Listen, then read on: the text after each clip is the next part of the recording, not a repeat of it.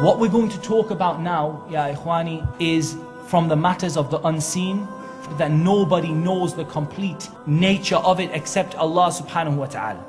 The jinn were created from a smokeless fire, and that fire remains a part of their nature, but we know from the hadith of the Prophet ﷺ that they right now are not actual fire or something like that. Okay, they live amongst us, they have families, there are Muslim jinn, Buddhist jinn, Hindu jinn, there are good jinn, bad jinn. Not every jinn is a shaitan, and not every shaitan is a jinn, because we have shayateen from the humans and we have shayateen from the jinn. And we have believers from the jinn and we have disbelievers from the jinn. Most of them they tend to inhabit in faraway places, places like deserted places or places where it's not particularly clean. We know that the jinn are of different types. We know there are 3 types defined in the sunnah, one that flies through the air and one that takes the form of snakes and dogs and one that resides in a particular place, much like the humans reside in a particular place. We know that they are from the unseen. We know that they see us from where we do not see them. We know that the jinn, not every jinni is evil. They do have certain characteristics though. What have we learnt about the characteristics of the jinn? Their nature. They have a very fiery character. Okay, they have abilities that we don't have. But we need to be careful to understand these are not what we would call supernatural abilities. These are just different to our abilities. What I'm getting at by this is that we should not attribute acts or characteristics of divinity, things that belong only to Allah subhanahu wa ta'ala, to the jinn just because they can do some things that we can't do. It's very important that while we realize the jinn, yes, the jinn can fly, some of the jinn at least can fly through the sky, and they can do things quicker than us, and some of them have strength, and some of them, they're very, very different. But that doesn't mean that they should have any share in the divinity that belongs to Allah subhanahu wa ta'ala. And this is where people have gone very badly wrong in the past.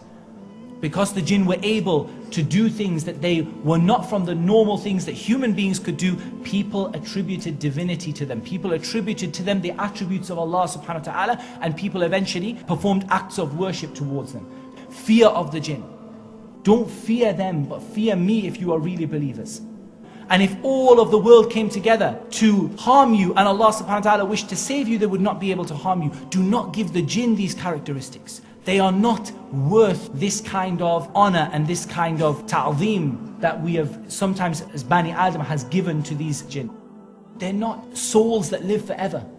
Yeah, they're not the dead, they are not all-seeing, they are not all-knowing, they don't know the future. All of these things that we can say, you know, subhanAllah, the jinn are simply a creature and they die like the humans die. And whether they live for a long time or a short time, it doesn't matter. But we don't attribute divinity to them. And so it's very important that we understand this.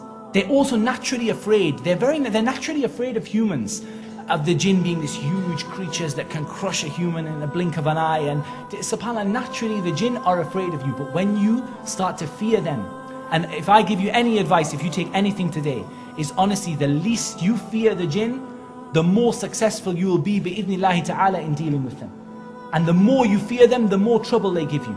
But when you start to show them something, you start to show them that fear, and you start to show them that, you know, that awe and that surprise of what they're doing, and oh my God, you know, like there's a pan floating in midair, or the windows keep opening and closing and I feel scared to go in the room. Just go and sit in the room, inshallah they'll stop doing it. They only do it to get a reaction out of you. The jinn are not spirits of the dead. They're not all powerful. They're not fallen angels. That's a very important point to make. Iblis is not a fallen angel. The angels do not disobey Allah subhanahu wa ta'ala, and the angels have never disobeyed Allah subhanahu wa ta'ala. Indeed, Iblis was, as Allah Azza wa Jalla said in Surah Al-Kahf, he was from the jinn and he disobeyed the command of his Lord subhanahu wa ta'ala.